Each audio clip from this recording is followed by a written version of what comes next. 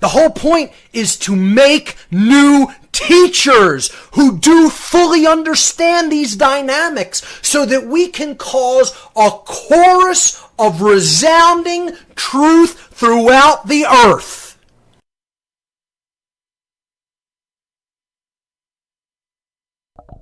Hoo-wee! Welcome to another episode of the Great Work Launchpad. My name is Kris Nelson.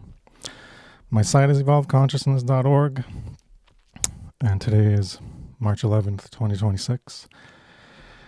This is the Great Work Launchpad, episode 45, Shadow Work 43, Fear or Love 28, Fear of Sacrifice 6. Join us in this ongoing quest to delve deep into the human psyche and evolve our consciousness to greater heights and greater potentials.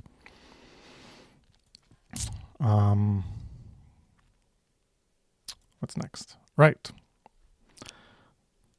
If you need to learn, well, first of all, the Great Work Launchpad. What's this about? All right, what are we doing here? Well, get launched. Take in the truth, be activated in the force propensity and fundamental aspect of love within you to motivate you to create freedom. That's what we're trying to do. Trying to get people ignited into this work and to help you along that way. You can go to How to Become the True Media and get help in learning those skills, or learn them on your own. Either way, the point is to learn them so you can get involved. Can't join this year, but you can join in 2027. So you can go there, check that out, or take a look at this image, learn all those things there and those bullet points all by yourself. And then you'll be on your way to being ignited like this. All right, I guess that's it for that. And forgot to do my setup here. But we got the usual co-host, Brandon Spencer, joining us. How you doing, Brandon? Hey, I'm doing well. How about you? All right.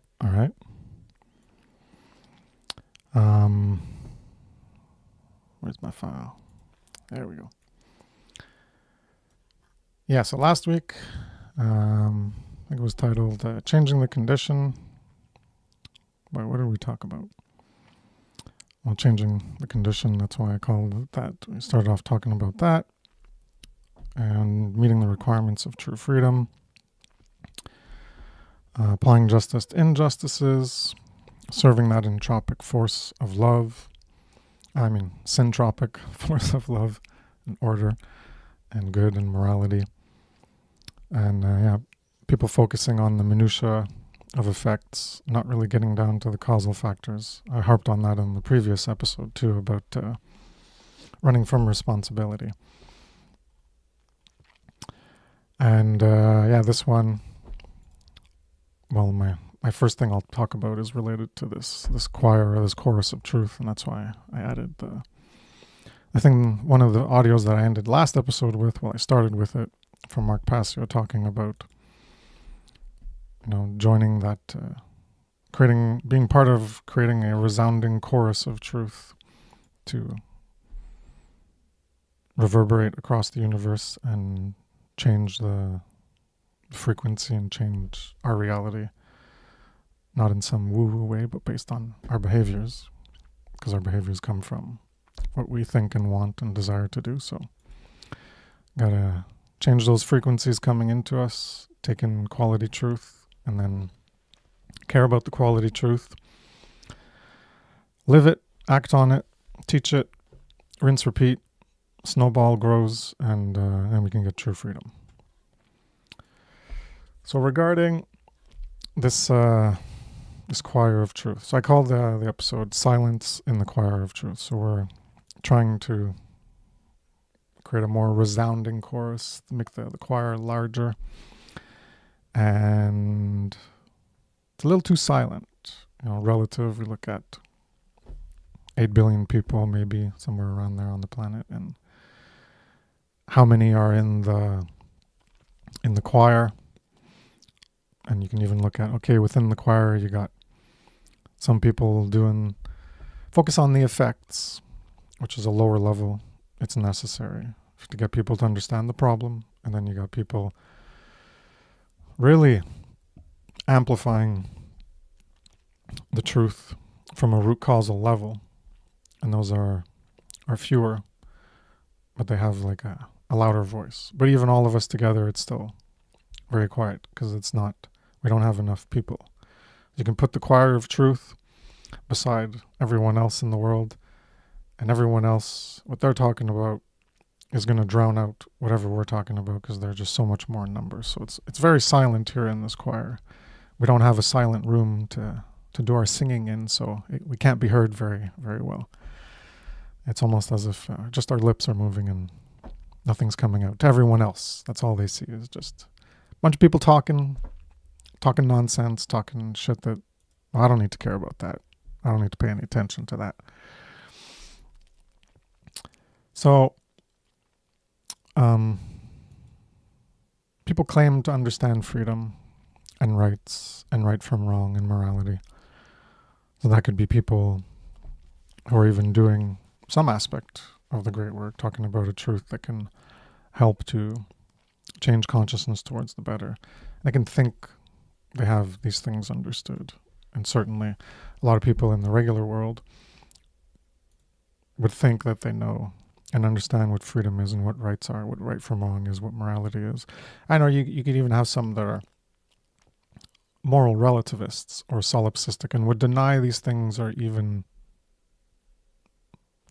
qualities or states or aspects of reality that can be understood or that can be obtained. Like freedom can't be obtained. Rights are just imaginary inventions from humans, and right from wrong and morality, well, that's nonsense. We just make it up too. But for people who do think those things are real but don't actually understand it, they're just making claims. Like, oh yeah, I know what freedom is. I know what my rights are. I know right from wrong. They're making claims. It's not a true understanding. They don't understand it deeply enough. And that's why we can come back to people who are, in the truth and freedom movement. They can claim to understand these things, but how well do they actually understand it? Maybe they like the idea that's sold about it, and the word, maybe the colloquial meanings around it, but they don't have a deep, definitive knowledge. They don't understand it deeply enough. And even those who understand what the term means, like you go to a dictionary, freedom, dictionary, rights, dictionary, morality, you can understand like what the terms mean at like a definition capacity, or even go into the etymology. But how deeply do you comprehend the concept behind those words, behind that whole definition? So that's the depth that you can get into a concept that you're not going to get just from a dictionary or from an etymology. You have to cross-correlate and correspond other aspects of reality and a comparison of similarity and difference to see how they relate. So when we look at people's behavior, what are they doing? How deeply do they understand these things? How deeply do they understand them to the point where they care enough about them to try to uphold them, try to restore the dignity of these states or conditions or these inherent birthrights that we have? So you look at what they're doing, and they aren't involved in the fight for freedom, like the most people out there who might say, yes, they want freedom and they want rights. They're a supporter of rights and they think themselves moral. Well, they aren't really involved in fighting for freedom or for rights or right over wrong or morality or what's truly good. And a lot of people, or even most people who know these terms and understand it conceptually, like they could have gone through any of our work and Passio's work or other people's work, and they can understand it conceptually, and they get it maybe fairly deeply, maybe not as deeply as they could understand it, but they understand it, fairly well. Yet they aren't driven to act. They are staying silent. Hence why I term this the silence in the chorus of truth. Because they could think of themselves as like part of the advocating for truth and freedom, and maybe like this analogy of the choir and the chorus of truth, they would think themselves as part of it, but they're not actually part of it, because they're not acting to bring those things into manifestation. Like, we are in a degree of enslavement, and that means we don't have our freedoms and we are having our rights denied. Yet they're not driven to act to make those things manifest in the potential that they should be manifested, what ought to be our way of life. They're staying silent, and by that silence they are partaking in a level of complicity. They aren't helping to make the voice of truth stronger, to give truth a stronger presence in the world of whatever medium that the truth can be propagated by. And, the strongest ones are speech, and so either verbal speech or written speech. That's the way you can actually convey meanings profoundly and deeply, and get an understanding and a comprehension really be grasped. But there's other media, but the point is they're not giving truth a stronger presence in the world of media that can influence others, because the media is what's going to influence others. That's what's going to have the potential to reach people in the age of communications that we're in, with the internet, all the forms of media. And I've gone into this complicity in my morality presentation, Natural Law, the Science of Morality, Part 4, Morality. The complicity, there's two levels. One is direct complicity, where you're actively, like, say you're robbing a bank, and you're there robbing the bank, so you're all complicit, all of you who are robbing the bank, the person who got the plans and set it up, and the driver, everyone's in on it. And then you got people who are, so complicity comes from the concept of weaving, complicit, and the plicit is to weave, and the com is together. So you're weaving together. So people are weaving together. You're weaving something into creation. You're creating something. When you're weaving something, well, you're creating something. You're taking fabric and you're weaving it, and you're creating clothes or something. So you're weaving it together. So people are weaving. It goes along with the concept of conspiracy, where you're breathing together. So if you're complicit, you're conspiring as well, because you're breathing together for the same goal, and you're weaving together to create this thing, this ends that you're trying to achieve. So in that example, it was robbing a bank. We're trying to achieve the goal of robbing a bank, and here we are, we're complicit in that goal. And then there's another level. That's the active complicity. And I defined passive complicity, where you're still helping to weave that goal, even if you don't even know that you're helping to weave that goal. And that's where this involutionary stagnation, at the minimum stagnation, force of involution, syntropy, and fear, this force of fear, this propensity of fear, this fundamental of fear that is within us, that is representative of what is in us internally, as demonstrated by our behavior externally. The behavior is a reflection of the internal domain. So this passive complicity is where, by doing nothing, you're letting the world continue to be weaved in the way that it currently is, in the way that's currently being driven. So that is a world of continuing to allow immorality, or even greater degrees of immorality.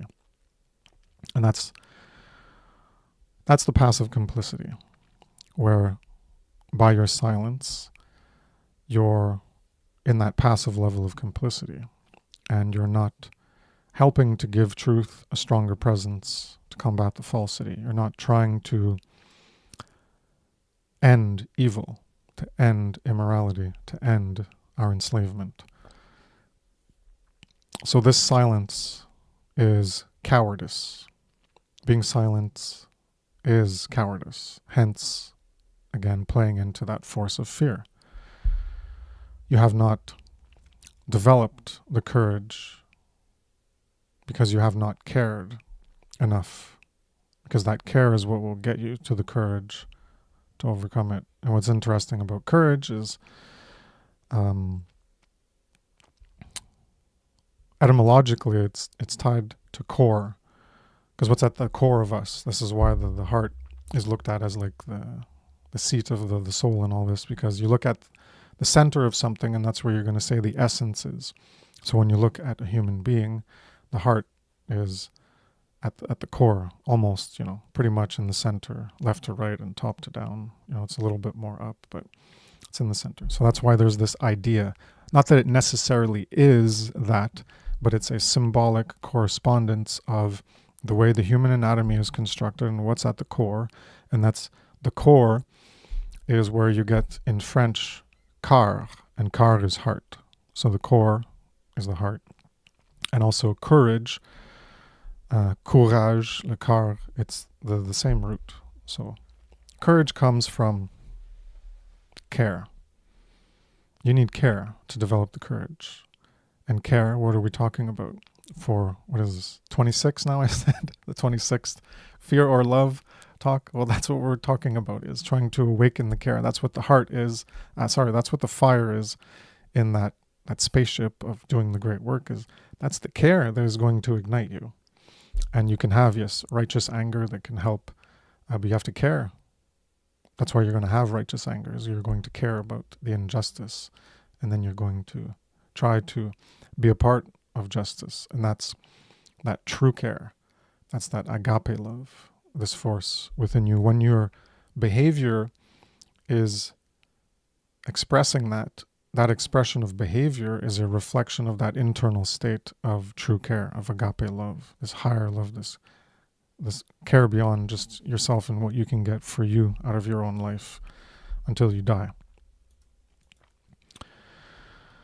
I'll pass to you, Brandon, if you want to add anything to that. Yeah. When people aren't using their voice to get involved in the choir of truth, then that extends the external noise that's going on all around us in our health environment. What's going on, Derek? It's crazy because you were just talking about care and courage, and I know how Derek has brought that up, before, in etymology of where that word comes from. But how you was talking about, individuals who claim they know what freedom is and claim to know, how it's, how right, but they lack the definitive knowledge. And then also too, not just, understanding this stuff from just a definition and a etymology, is diving deeper and understanding it from a symbolic, you know, how understanding too, and going back to the myths and seeing, what they were talking about, so we can compare and contrast these things to get a better, deeper, understanding. And then too, you brought up the whole idea of weaving, threading, that also was talked about a lot, like in myths, and like how like how there is this universal thread. But when you look at our actions and our behaviors that we put into reality, our actions and behaviors are always weaving and threading with other people's actions and behaviors. And then that creates, all kinds of, effects. And that's why we have sayings like, hey, have you pulling my strings? Because you're saying like, hey, I'm about to hit that boiling point because you're doing something that's irritating me, and I'm going to respond. And then we just look at threads in and of itself. Another word for a thread was like a accord. So you're talking about like musical instruments and playing tunes. So like all of this is not just symbolic, but when you look at the language too and what it means, it's all kind of tied together, getting back to our actions and our behaviors. Because what is a thread is to put something carefully through the needle, the eye of the needle, and that's our actions, that penetrate, into other people's, her reality, whether it's good or bad. Then all of our actions are in this co-creative, state, and that's what threads and creates things. Heather was talked about in all of the myths and all, you know, yeah, of these legends. So you can see this weaving, in reality. You can see it in society because we're always integrating with others, because we have to share this planet not just with other humans but with other life forms. So again, getting back to our behaviors, getting back to how we think, getting back to right action and care, because you have to care enough to weave in the right and correct moral behaviors, so your actions aren't penetrating into other people's co-creative how world in a negative, how wrong, how type of how behavior. So, again, um, beautifully said. And then too, like when you kind of understand it and not just look at it from like a definition and etymology, go into the like the green language and the symbolism and the myths, and you can see and get that better understanding of what we're talking about. And I think that right there is going to give you a better depth of knowledge and understanding, because you're kind of going further and further, like just like with my yacht, how we talked about how people, don't understand the moral teachings, how about that. It was a way of living. It wasn't just about, worship or, following what the 42 positive confessions, of my yacht. It was a way of living, being in the world, taking in the correct knowledge, and then understanding truth, then aligning to that. Because hell, again, it's all about alignment. What are you aligning with? Are you aligning with the fear, or are you aligning with the agape love? Hey, Derek, are you there? Can you speak or? Yeah, I can if I don't crash while driving and press the unmute and all that stuff and get my phone connected. Sorry, y'all. Uh, Man, I miss y'all. Brandon, well said, brother. Yeah, keeping it light as a feather. Word to Brendan Spencer. Fuck yeah. And yeah, Chris, I love the little, like, where's the choir? Where's the concerto to be, singing the hymns of the songs of the universe?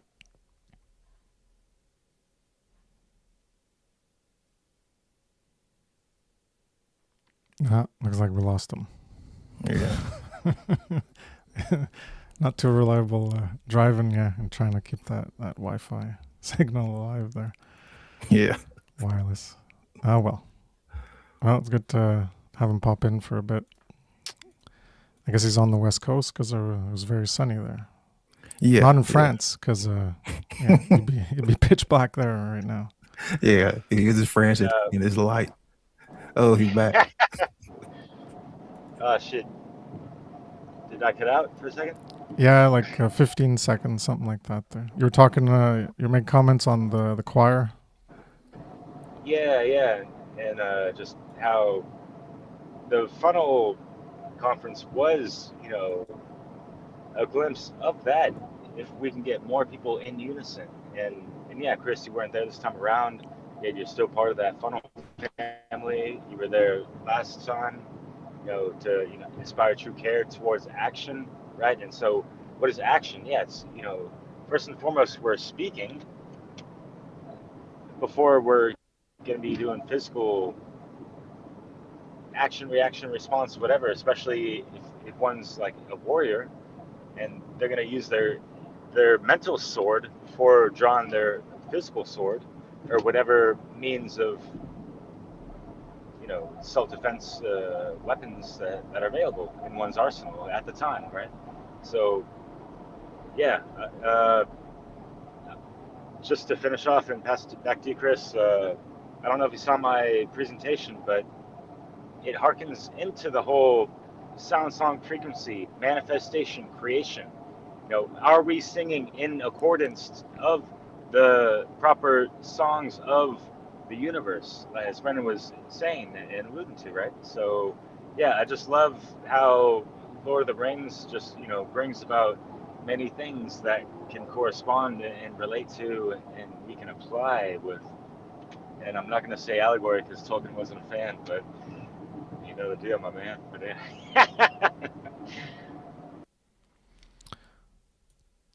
So what's up with allegory? Tolkien wasn't a fan of allegory, even though he made an allegory. What? Okay, all right. Weird guy. It's like, I'm gonna make an allegory, but I don't like allegories. Well, good Yeah, job, right. guy. Yeah, you got to see that interview, right? Yeah, yeah.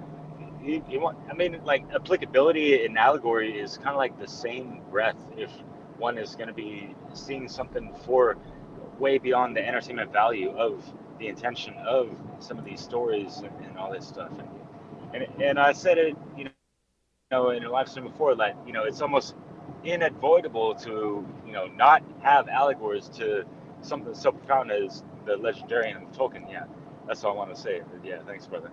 Shit, I got the sun setting in the west. That's correct. Yeah, sorry. Don't go to the land of the dead, man. Stay away. You got to go to the east. Yeah. Go to the land of the reeds, the afterlife. Yeah, like everything. I'll just briefly touch on that. Like everything's an allegory. In like English class when you learn like reading and stuff, you learn about it. I don't remember. They must use the word allegory, but they like talk about this. You can interpret whatever the story is, and even if the author didn't even intend it to correlate to something else, when you're the reader, you can identify different elements within it, and you can correlate it, and then you can create an allegory to something else. It's not the author's intention, and they could have intended to write it as a certain theme or a certain correspondence to something. But since many things can correspond to many other things, when you read it, you can totally identify some other aspect that can, bring like that, I guess, a light and like a vigor where you're like, wow, this is like relating to this, and you like light up because you're making these connections, and it's like kind of euphoric and exciting to see these correlations to these other things. And yeah, my favorite's The Matrix. That movie is just unbelievable. Best movie ever made. I don't think there'll ever be a movie that'll be as awesome as that. But that's my personal favorite movie ever made. Yeah. So we were talking about silence is cowardice. All right.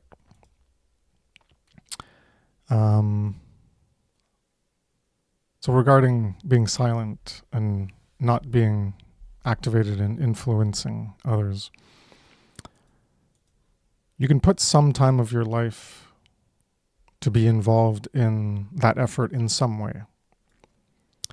And if you're saying that you can't, that your life does not have any room to do any aspect of this, or to get yourself to any aspect of this, whether it's helping someone else with their production or something as your journey along that path, or learning the skills to do it yourself, you're just lying to yourself that you can't put any effort towards that involvement or increasing your involvement if you're at a low level and not doing anything yourself personally.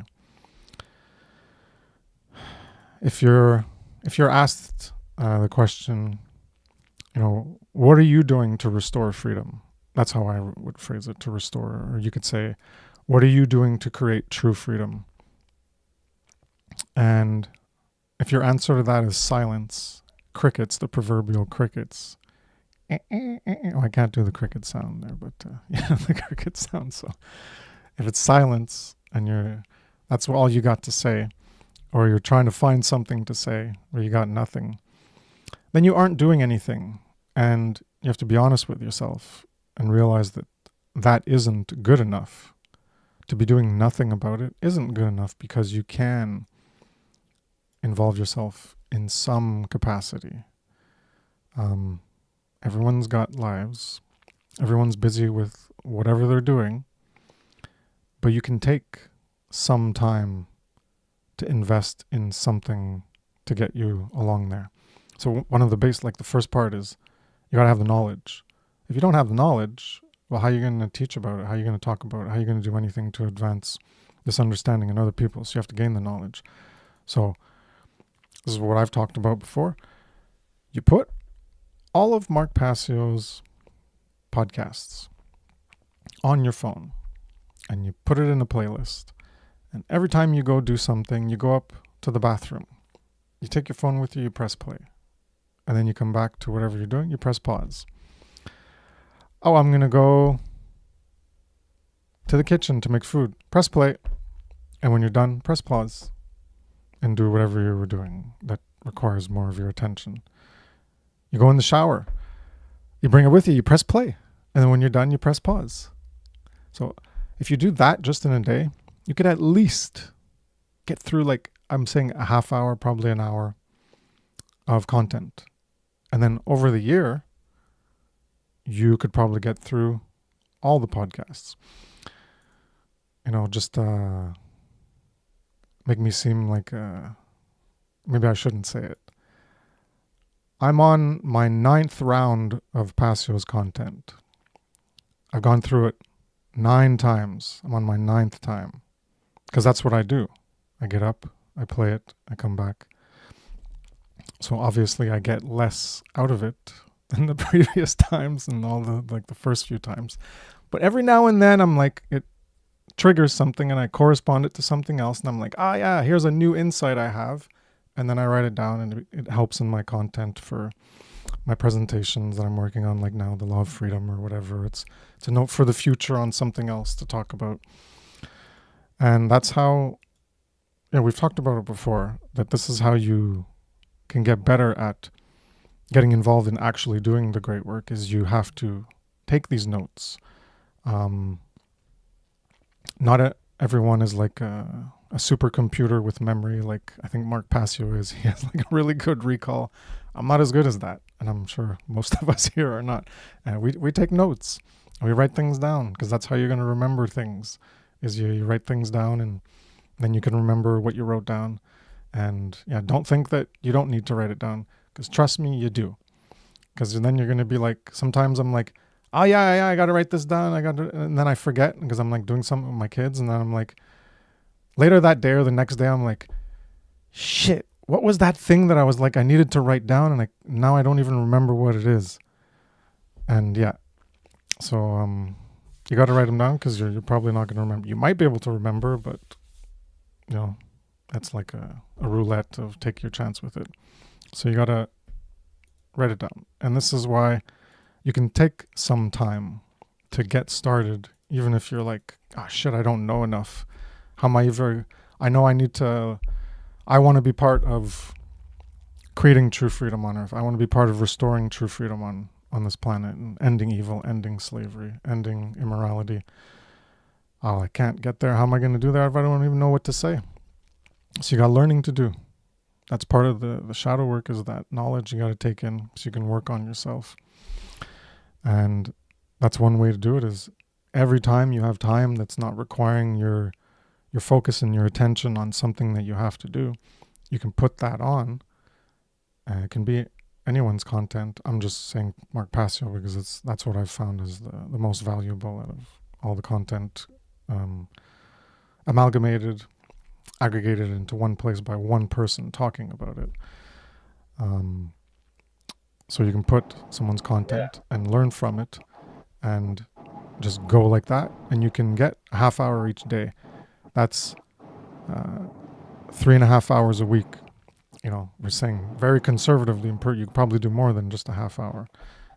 So that's like 3.5 hours times 52. That's like over 160 hours or something a year. Okay, you're not going to get through all of Passio's content, but maybe you'll get through a quarter or something, or a half. And you can invest yourself more into learning whatever content that you're trying to learn about that has these quality truths in it.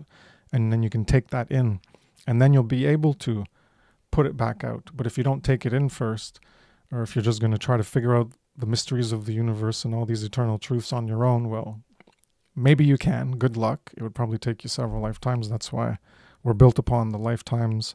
We stand upon the shoulders of the lifetimes of others before us so that we can see from a higher perspective, because we're building upon those that came before us when we get access to what they wrote about, and when we can understand what they're talking about and maybe verify it.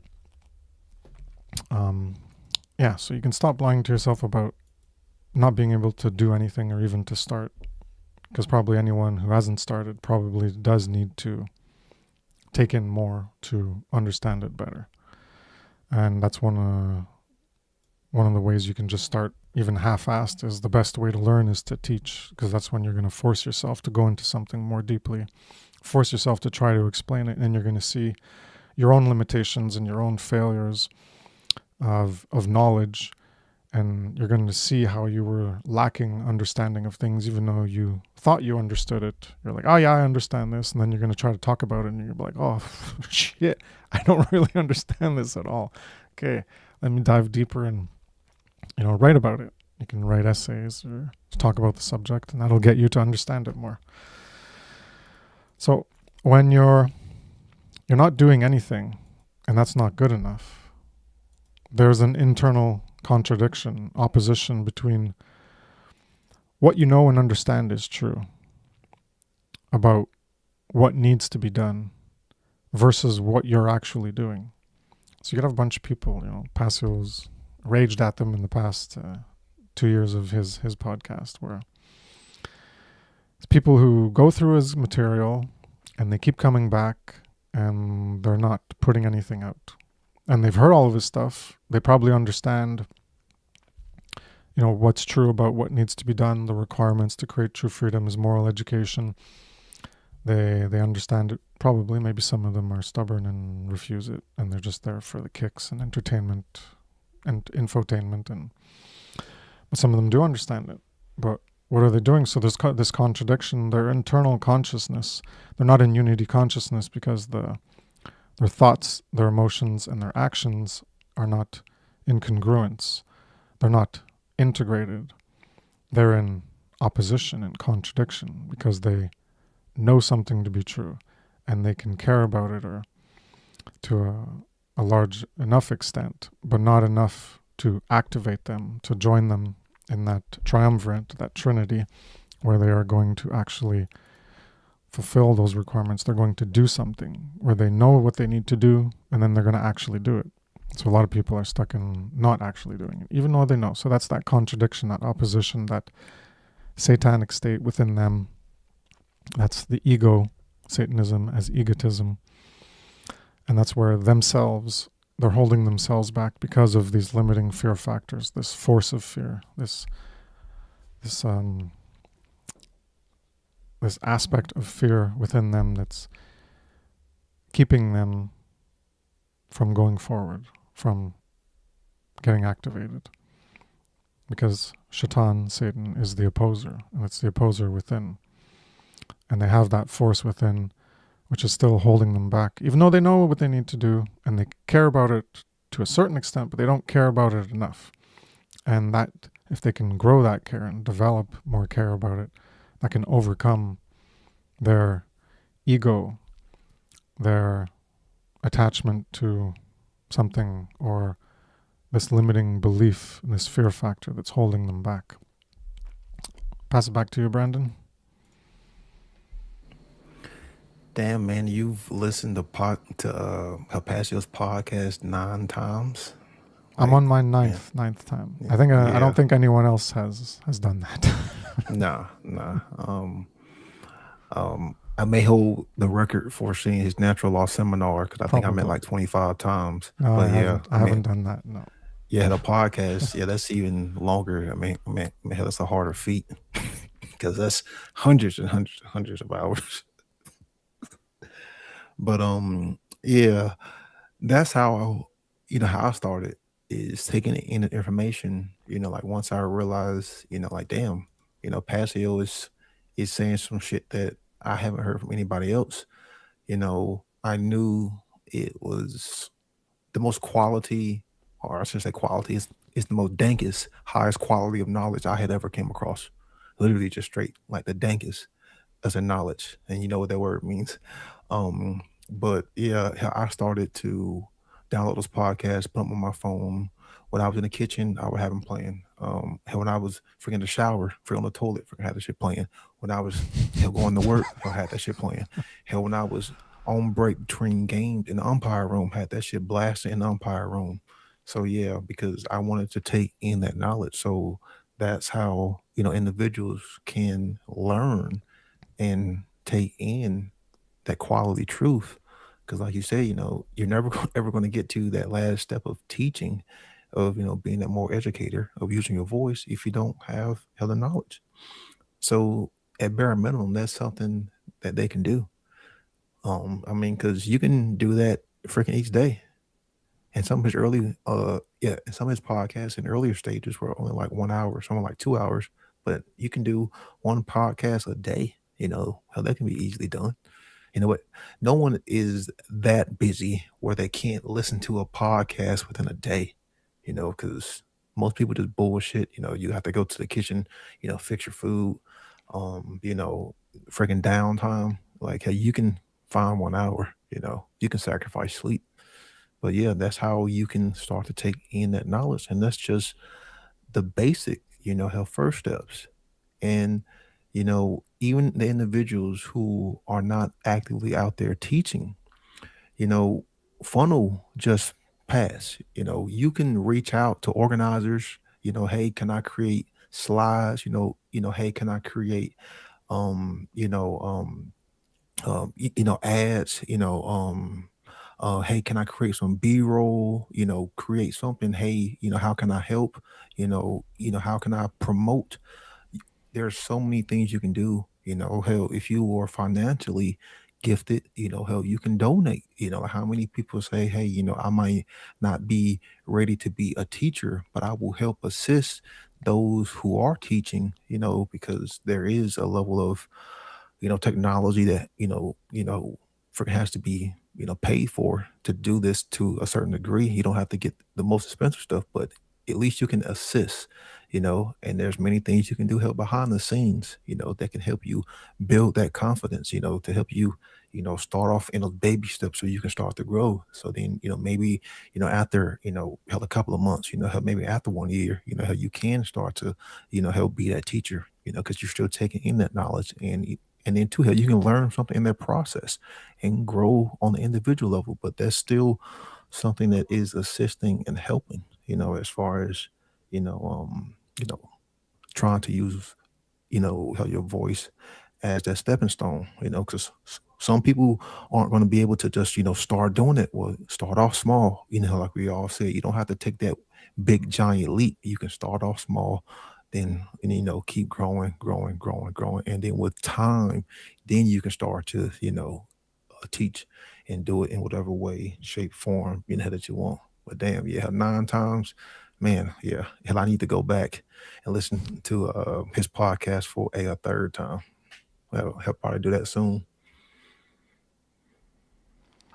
Got anything to add, Derek? Yeah. Sorry if I cut out. I'm gonna hit some mountains on the way to the California-Arizona border. But not to come up shorter on what you guys are talking about. Yeah, and I have actually come up shorter on getting through the whole series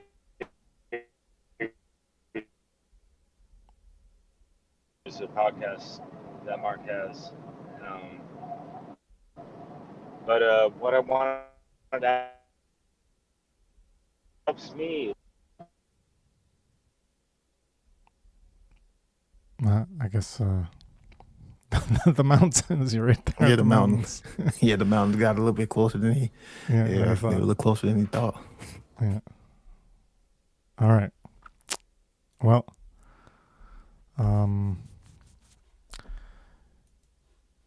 yeah.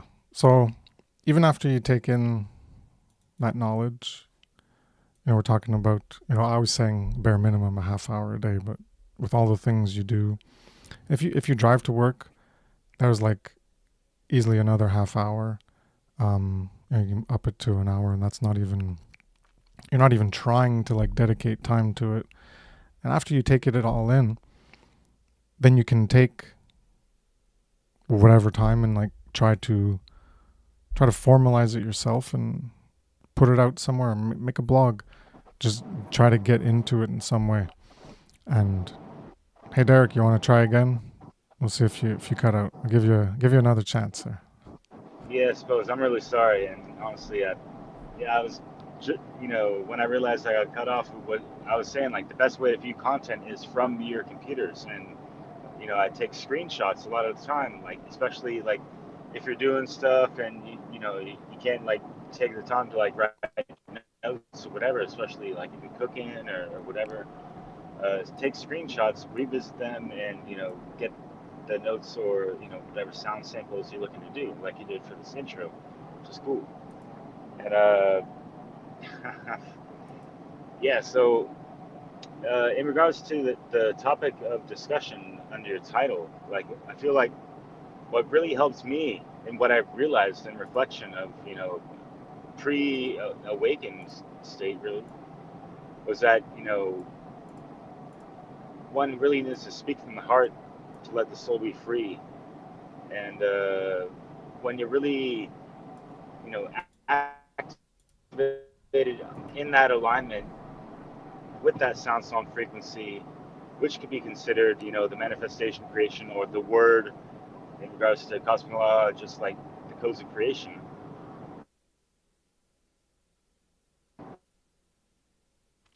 Damn. When you're on to that,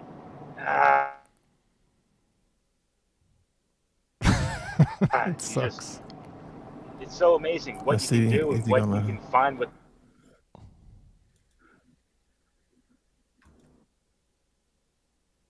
Yeah, that's unfortunate. He was on a roll.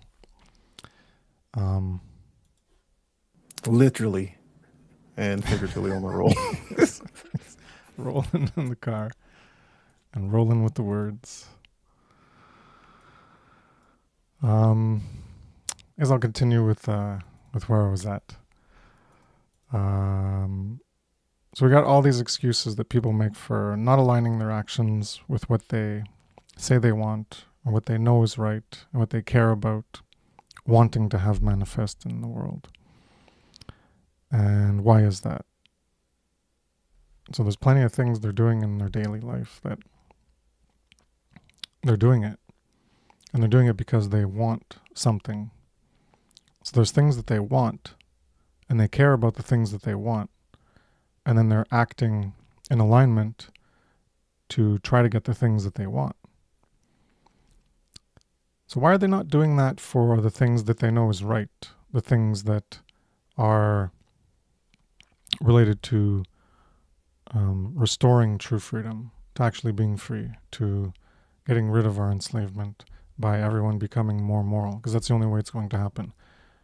Government ain't going anywhere. Nothing's going to change until people are ready to be more responsible for themselves, responsible for their actions. And that requires morality to be understood and wanting that burden, that responsibility for their actions, and finding a different way of living than the comfortable slavery and control.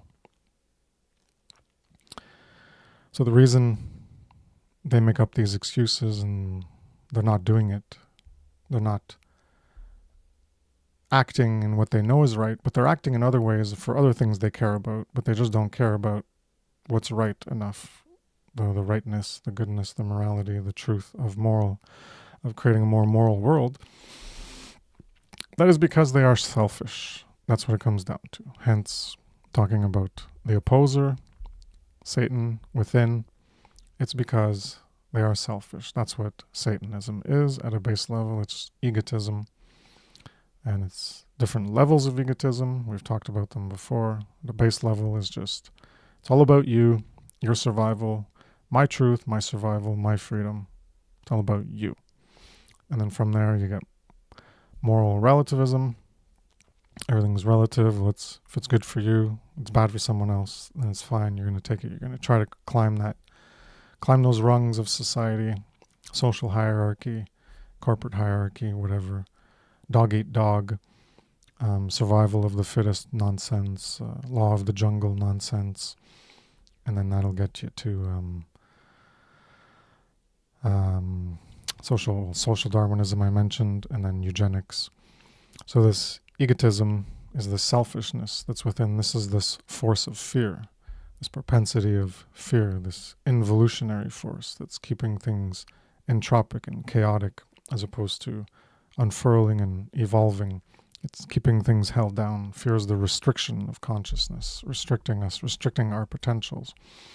So this selfishness keeps you restricted. It restricts you from your potential in moral self-actualization, and thereby keeps all of humanity restricted. And your selfish self-restriction is part of that aggregate self-restriction. Because as if each person would become less selfish and be more focused on what is right, such as the great work to try to restore true freedom, then we could actually get there. So that's what it comes down to, is this selfishness. Whatever they're lacking and don't want to invest in developing, or lying to themselves to avoid that investment,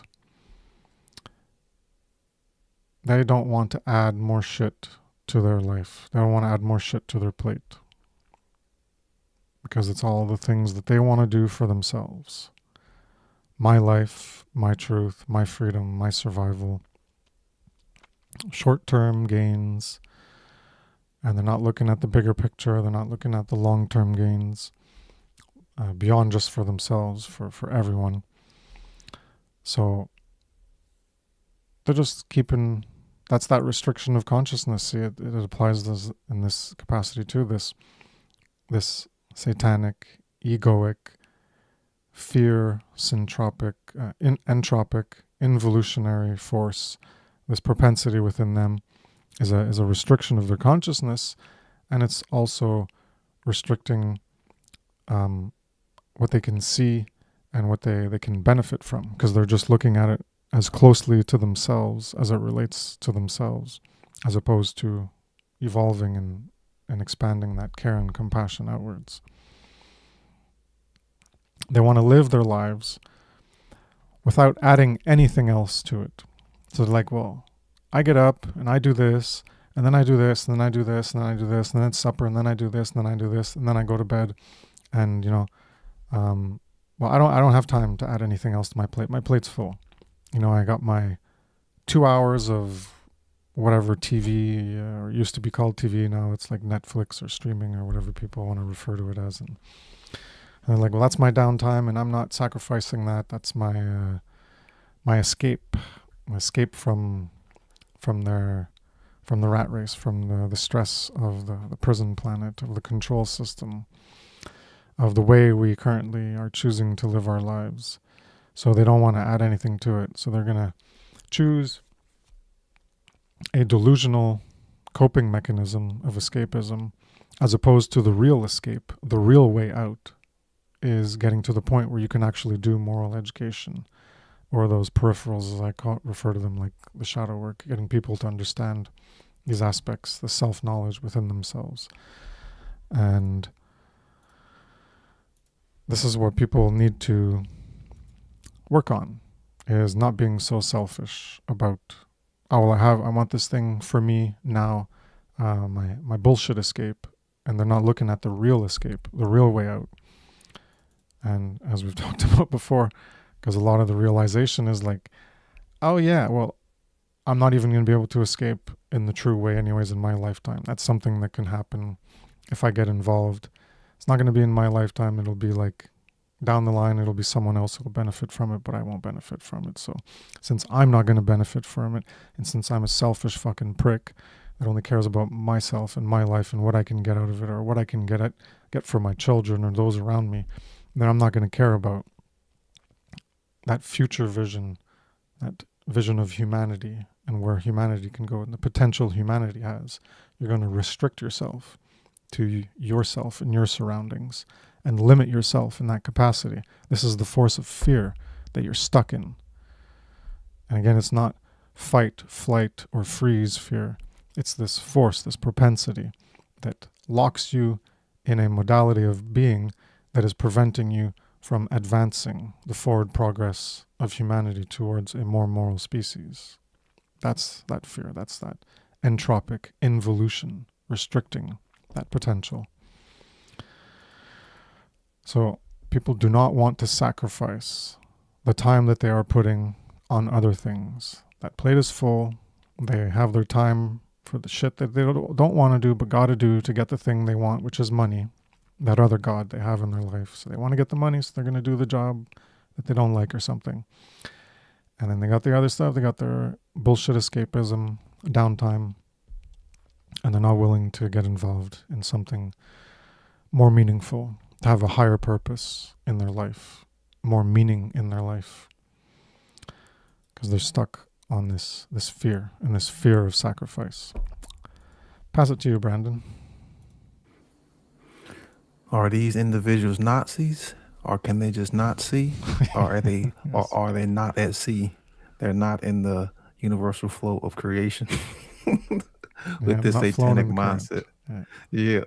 Yeah, Nazi. Yeah, yeah, dude, yeah, the green language is but yeah, the whole satanic mindset, the whole me, myself, and my family, my party, my group, My you know, tribe. Yep. We've got to, evolve, from this archaic way of thinking, because that's all, that it is restrictive, it's suppressive, and that's what puts that pressure, that squeezing, just like when, a predator, how constricts, that's what squeezes the breath out. That's what squeezes, her life out. That's what, squeezes out the energy, and it suffocates, so that mindset is toxic. It's deadly, and that's why, how we've been, talking about it, and that mindset has been called, many things. But at the end of the day, it's just a mindset where you cannot see. That's simply what it is. You just cannot see. You think it's all about me, I, the ego, me, my. So, Yeah, that vision is just restricted around you, and everything else is just, you could say it's in darkness, because you're not even interested in looking there, looking at that future. That's what future is. Something that doesn't exist yet. It's a potential. yeah. And it could be almost anything. And so you have to see, that's what the imagination is you have to see the potential that can be. Yep. And then you can reach for it and bring it into the present through your actions. And that's that potential. It's a potential out there. The future is a potential that we can actualize. And when it's actualized, it's because it's actual in the present, and that propagates forward, and each moment becomes the past. But it's a continuing chain of actualizations from going back far in the past, leading to the present now, going forward into the future, is that actualization of potential. And this potential is being restricted because of that vision that is only looking at this we're stuck in this satanic mindset where it's all about us and our family and our tribe, the in-group and the out-group. And you care about what's in the in-group, and you don't care about the out-group, because you don't have that wider care, that compassion, that agape, force of love, that propensity within you that's driving you to act in ways that will actually bring humanity to greater potential outcomes in the future. And that's what I think it's wisdom. I did this in my earlier work when I was more into etymological breakdowns and weaving etymologies together into like a story and stuff. But I think I did one on related to vision and wisdom. I think it comes from Weir, Weir in Proto-Indo-European, if I'm not mistaken, and that relates to seeing. So that's what, if you're being wise, that has to do with your actions. It's not just what you have within you. If you're talking about things, then yes, someone can recognize your wisdom because you're actually talking to them about things that are true. And if you weren't talking, well, they wouldn't be able to recognize the wisdom because it would not be output. So it's all about output, and it can be output in words, or it can be output in actions in different ways that are ultimately expressions of words, our thoughts, to our emotions, to our actions that are output. So it's all ultimately like a manifestation, an expression, a derivative of words, of thoughts and words that are coming out. So I forget where I was going on with this, but this seeing and going forward, and the wisdom is this vision of the future that we can create, because you're outputting into the world to have an influence on the world, to influence people who can hear you, or your actions are going to influence what exists in the world to change it into something that didn't exist, or remove what is existing and to take it out of existence and replace it with something else, ideally. So it's always about what's in the future, and that's why in my early work, I put a lot of emphasis on the future. I'm not much into like, the time is an illusion, blah, blah stuff. And it's all about the now and be in the present now. My thing was about, we're all working for the future. Everything we do is about, that's where we're going. That's the goal. There's an objective. It's not just about the now. The now is how you get to the future, and you're always in the now. And as soon as you're in the now, it becomes the past. So the now is ever fleeting. You can never be absolutely forever in the now. You have to do things in the now, and you actualize the future that comes, and that's where you're going. You have goals in life. It's not just, I'm gonna eat piss and poop, and there's my life. I'm not gonna do anything. I'm just gonna live in the present, and I'm hungry now, so I'm just gonna eat. And I'm this now, and I'm just gonna. No, we have ideas, we have visions, we have imagination. We're striving for things in the future. That's what consciousness is, being able to become aware of the future, and being able to plan and predict things, and build things, so so we can prep, and have a better future, you would think, because if you was a truly intelligent species. Yeah. So that's why in my earlier work I put emphasis on, we are actually living for the future. We're not living for the now. I'm not saying there's not positive things for well-being and psychology. Because that can fall into the pleasure trap. Yeah. So there's good aspects to it, but we're not supposed to be stagnant. We're supposed to be trying to better ourselves. So that's what my presentation on being and becoming was about, was your current state of being, and then what can you become? And then you actualize yourself towards that potential. So it's not just about the now. It's actually more about a vision of the future. And in the now, you're trying to change what's now to become that ideal that you envision for what the future can be. Growth. Yeah. And when you said the consciousness, reminded me another thing I talked about in my earlier work. These two Greek terms called synderesis or synteresis and synidesis. And one, so syn is with or together, like calm, if I'm not mistaken. And deresis, teresis, I forget which one's the past or the future. And then Idenai was the root for synidesis, and has to know. So I'm just going to talk about the concepts. I don't remember. I always forget which one's the past and which one's the future. So one is about knowledge of the past, so you can guard against. I think it's synteresis. Synderesis was the guard. That's to guard. So with knowledge of the past, you can, or that's the future. Yeah, you can guard against the future outcome. That's what it was, yeah. So the two work together, as you gain knowledge of the past in order to guard and protect yourself towards the future. So you can plan for the future, so you can be aware of what outcomes may come and choose the right path instead of the wrong. You can guard against the wrong path. It has to do with morality, You learn from your mistakes of the past so you can make better choices in the future. You get to guard and protect yourself as you walk through life, going towards the future, living for the future. You're learning from past mistakes. Yep. If you're moderately intelligent and if you're wise, then you're going to learn from the mistakes of others so you don't have to do them yourself. And then you can choose different choices based on learning from the past. So that's this powerful notion of synthesis and synthesis that I don't know if anyone else has talked about it, but that's how I joined it. I don't remember how I got onto synthesis and synthesis in my earlier work, but I found those two terms and I was like, wow, look at these two. You join them together and this is the story it tells. Yeah,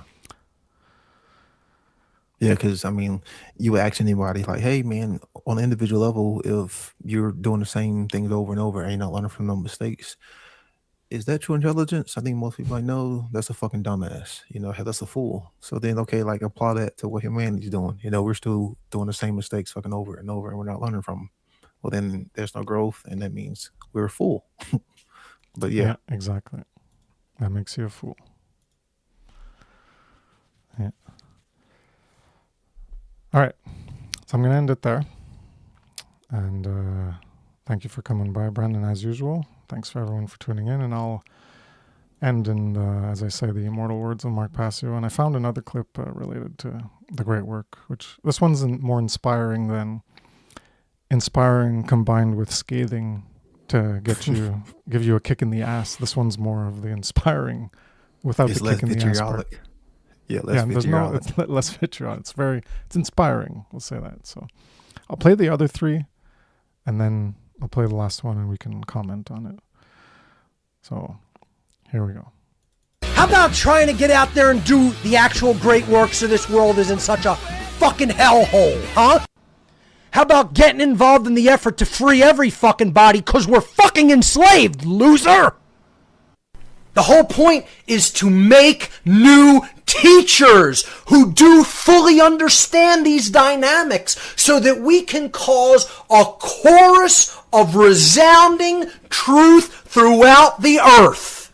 The laws of nature, the knowledge of the difference between right and wrong, that constitutes, the people who know that constitute a family. They constitute a dynamic, interacting group of individuals who are working to change consciousness on earth. They're doing the great work. They are the true workers that are performing the great work here on earth to end slavery. There you go. So join the family of great workers, even if we don't actually know each other, or we never heard of each other, or we don't talk to each other. You're still part of the family if you're doing the great work. So that was the one I found that I added. It's inspiring, Yeah, it is inspiring. Join the family. Yeah. So I guess we'll be back the 18th of March, 9 p.m. Eastern Standard Time. So thanks everyone. Hope you gained something of value. Take care.